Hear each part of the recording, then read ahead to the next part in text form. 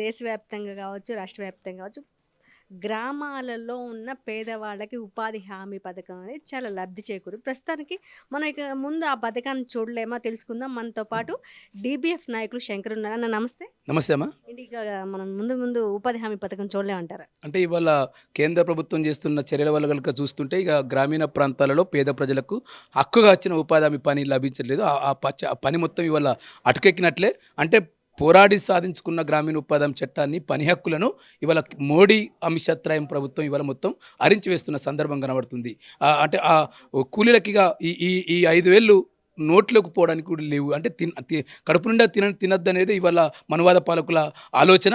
ఆ ఆలోచన తగ్గట్టే వాళ్ళు ఆచరణ చేస్తున్నారు. ఇవాళ ఉపాధి హామీ చట్టాన్ని మొత్తం రద్దు చేస్తూ ఇవాళ రోజ్గార్ బిల్లును తీసుకొస్తా ఉన్నారు. అంటే మహాత్మా గాంధీ జాతీయ గ్రామీణ ఉపాధి హామీ పేరు చట్టాన్ని రద్దు చేస్తూ రాముడు అనే ఒక ఆరాధ్య దైవం పేరుతోటి, రాముడు మరి ఇక్కడ ప్రజలందరికీ ఆకలి ఉండాలని చెప్పిన తెలియదు. రాముడు తండ్రి కోసమే, తల్లి కోసమే వనవాసం పోయినా అని చెప్తుంటారు. మొత్తము ఆ రాజ్యాన్ని వదిలిపెట్టి, ఆస్తినంతా వదిలిపెట్టి, మరి అటువంటి రాముడి పేరుతోటి ఇటు చేయమని చెప్పాడు. అంటే ఒక దైవానికి, ఒక మహనీయులకు, ఒక మహాత్ములకు మధ్య పోటీ పెట్టి, అంటే ఒక నాదురాం గాడ్సే లాగా గాంధీని ఎట్టయితే నాదురాం గాడ్సే చంపిండో ఇవాళ కూలీలందరినీ ఇవాళ మోడీ చంపేస్తా ఉన్నాడు ఈ రోజ్గార్ బిల్ పేరుతోటి. మీరు చూసినట్లయితే దాదాపు 2005 నుంచి ఈ పథకం స్టార్ట్ చేశారు. ఎందుకు అప్పటి నుంచి ఏమన్నా మోడీ అనుకున్నారు, ఈ పథకం ఉపయోగం లేదనుకుంటున్నారా? అంటే 2005లో మోడీ లేడు. 2005లో మోడీ ముఖ్యమంత్రి కూడా కాదు. గుజరాత్లో ఎక్కడో ఎమ్మెల్యే, ముఖ్యమంత్రి ఉంటే ఉండొచ్చు. ఆయన పార్లమెంట్ సభ్యుడు కాదు. కానీ 2005 తర్వాత మొత్తం అలాంటి ప్రజా సంఘాలు దీంట్లో ఇన్వాల్వ్ అయిన తర్వాత ప్రజలకు ఆకలి నుంచి బయటపడ్డారు. ఈ పథకం అమలైతే ప్రజలు వలస నుంచి బయటకు ఉన్నోరులో పని వచ్చింది. మన తెలంగాణలో ఉన్నాం కదా, తెలంగాణలో బొంబాయికి పోతున్న బిడ్డ అని చెప్పి పైలం సంతోష్ అంటే ఒక కళాకారుడు తల్లికి చెప్తూ ఏడ్చుకునే పాట వచ్చింది. అటువంటి రాష్ట్రంలో వలసలాగినాయి, ఆకలి ఆగింది, ఆకలి చావులుండే. 2005 కంటే ముందు మీరు 90 చూస్తే నిత్యం ఏదో ఒక చోట్ల పేపర్లో, మీడియాలో ఆకలి చావులకు యాచకుడు చనిపోయాడు, ఆకలి కూరి చనిపోయాడు, రైతు ఆత్మహత్యలు జరుగుతుండే తిండి లేక ఊళ్ళల్లో. కానీ 2005లో ఆ ఊర్లో పని దొరకడం మూలంగా కనీసం తిండి వచ్చింది. రెండోది, తమ పిల్లలకి ఇవాళ ఇది సమాన వేతనం, మహిళల అకౌంట్ కూడా డబ్బు పోతుంది. ఇది ఎవరు పనిచేస్తే వాళ్ళ అకౌంట్కి పోతుంది.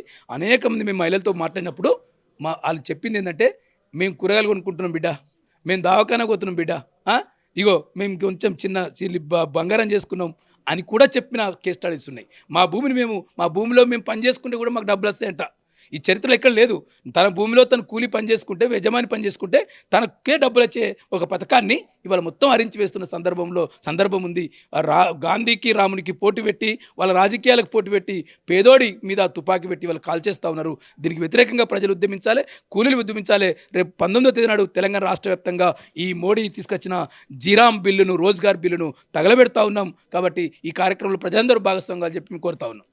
గ్రామీణాలు బాగుంటేనే రాష్ట్రాలు బాగుంటాయి, దేశాలు బాగుంటాయి. అసలు గ్రామీణ ప్రాంతాలను ఏం చేయాలనుకుంటున్నారు? అసలు గ్రామీణ ప్రాంతాలలో ఇప్పుడు మనం చూస్తాం కదా, కగారు లాంటి ఆపరేషన్ ఎందుకు నడుస్తున్నాయి?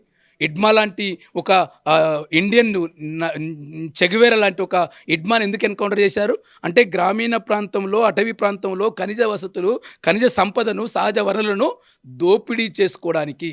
వాళ్ళ త్రయం ఉంది కదా, ఆదాని అంబానికి మొత్తం అడవిని అప్పచెప్పేందుకు ఇడ్మాన్ చంపారు. ఇవాళ మొత్తం పేదల్ని చంపడానికి ఇవాళ రోజ్గార్ బిల్లు తీసుకొస్తున్న సందర్భం ఉంది. ఇక గ్రామాలు ఉండయి.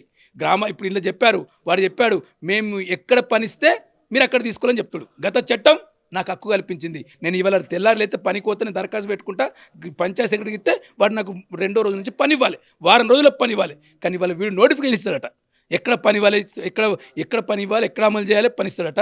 రెండోది, నిధులు తగ్గిస్తాడట. 60% మాత్రం ఇస్తాడంట. ఇంతకుముందు 90% ఇతర నిధుల్ని మొత్తం 40% రాష్ట్రాలు పెట్టుకోనట. మనకి ఇప్పుడే మన తెలంగాణ రాష్ట్ర ముఖ్యమంత్రి రోజు తల్లి ఏడితే పిల్లి ఏడిచినట్టు రోజు ఏడుస్తూ ఉంటాడు, మరి పైసలు లేవని. ఇప్పుడు ఇటువంటి రాష్ట్రం మీద పెద్ద పిడుగు లాంటి వార్త ఇది. అంటే నిన్న వరకు 90% నిధులు వచ్చినాయి. 100 కోట్లు, 99 కోట్లు కేంద్ర ప్రభుత్వం పెట్టుకుని, 1 కోటి రాష్ట్ర ప్రభుత్వం పెట్టుకుని కూడా ఇబ్బంది. ఇంత పెద్ద న్యూస్ మరి రాష్ట్ర ప్రభుత్వం ఎందుకు స్పందించలేదంటారు?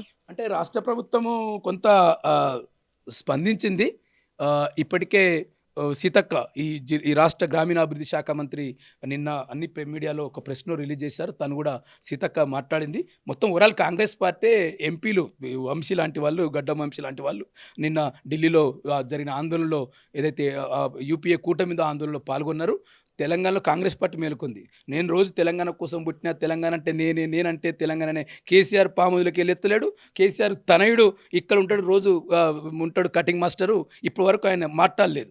లేదు త్రిబుల్ స్టార్ అని చెప్పి మా హరీష్ రావు గారు కూడా రోజు ఉపాధి హామీ వల్ల చాలా లాభ పొందాడు. ఉపాధి హామీ కూలీల దగ్గరికి ఓట్లు పొందాడు. కానీ ఇప్పటి వరకు త్రిబుల్ స్టార్ మాట్లాడలేదు.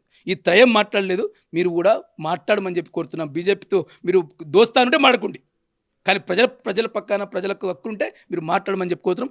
దీంట్లో ఈ పనిలో చాలామంది పిల్లలు ఎంఏ, ఎంకామ్, పిహెచ్డి చేసినోడు పోయి పని చేసిండు. దీంట్లో ఆడ చదువుకొని డబ్బులు తీసుకొని పోయి ఫీజు కట్టుకున్నాడు. నేను చాలా కేసులు చూస్తాను. కండ నీళ్ళొచ్చిన మా పిల్లలతో మాట్లాడినప్పుడు పిహెచ్డి చేసిన ఒక దళితుడు, ఒక ఆదివాసుడు ఇంకా ఆ పనికి పోయి ఫీజు కట్టుకోవాల్సిన పరిస్థితి దేశంలో. కాబట్టి ఇది చాలామందికి ఉపయోగపడ్డది. కోట్లాది మందికి ఆకలి తీర్చింది. ఈ ఆకలి మీద దాడి చేయడానికి, మరొక ఆకలి సృష్టించడానికి ఇవాళ కేంద్ర ప్రభుత్వం కుట్ర చేస్తూ ఉంది. ఈ కుట్రకు వ్యతిరేకంగా ప్రజలు ఉద్యమించాలని చెప్పి దళిత్ బహుజన్ పార్టీ పిలుపునిస్తూ ఉంది.